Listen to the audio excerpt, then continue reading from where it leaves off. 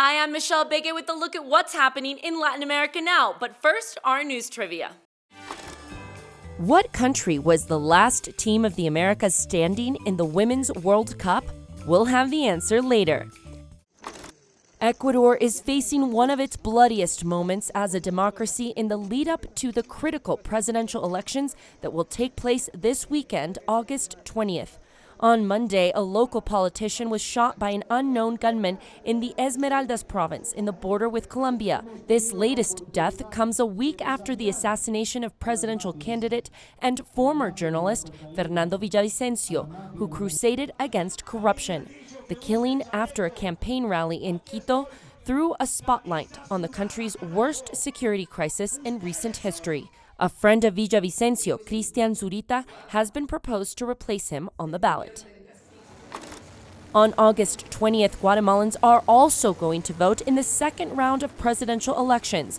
What is on the mind of voters? Unemployment, corruption, and high living costs, according to polls. Who is running? The former First Lady, Sandra Torres, who is seen as the continuity candidate. Bernardo Arévalo runs as the anti-corruption candidate and an outsider, although he is the son of former President Juan José Arévalo, who ruled from 1945 to 1951.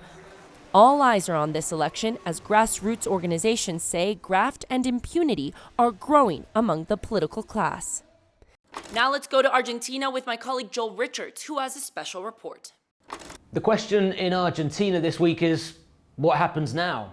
The political outlook has been transformed by the weekend's presidential primaries, in which the far-right libertarian Javier Milei was the most voted candidate. He took 30% of the vote.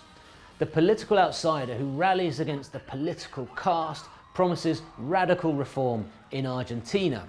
During the campaign, he vowed to abolish the central bank and dollarize the national economy. He said he would privatize public education and the public health service in order to lower public spending and reduce taxes. He has also said that climate change is a socialist lie and promised to hold a referendum to annul the country's abortion law. His candidate for vice president defends the military dictatorship of the late 1970s, early 1980s. Milei is widely viewed as the protest vote. People voted against other candidates rather than in favour of his policies. He's been compared to Donald Trump, and Chile's José Antonio Cast, Spain's Vox Party, and Brazil's Jair Bolsonaro are amongst those who congratulated Milei on his result in the primaries. The first round of the presidential elections is on October the 22nd, with a possible runoff in November. But the political upheaval has already had an impact on the economy, with a devaluation of the peso of 18% this week. In Colombia, the father of the 4 children who were miraculously rescued after 40 days lost in the Amazon jungle has been arrested. Manuel Ranoque has been charged with sexually abusing his stepdaughter, Leslie. Leslie, the 13-year-old who was credited with keeping her siblings alive during their 5-week ordeal in the jungle because of her survival skills. Now let's check out what stories we're following for next week. First, Paraguay swore in its new president, Santiago Peña. We will be following the new leader in his 5-year term, as he has a lot of pressure to hold up to his campaign promises.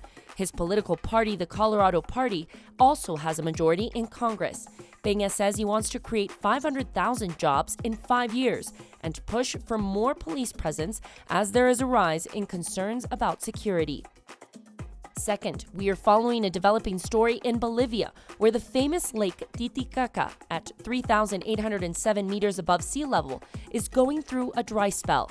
The water levels currently stand at 25 centimeters above the historic minimum recorded in 1996. Fishermen on the lake are worried that the droughts are going to affect their work. Experts say it will most likely only get worse. And now the answer to our news trivia. The answer is B. Colombia was the last nation of the Americas at the Women's World Cup when it played in the quarterfinals against England. It headed into the game as the underdog in the championship. Their historic win 2-1 against Germany helped propel the players into the spotlight and elevated hopes for a win. They unfortunately lost 2-1 against England, looking for a spot on the semi-final in what was called a spirited game. And that's it for this week. We'll see you again soon on Latin America Now.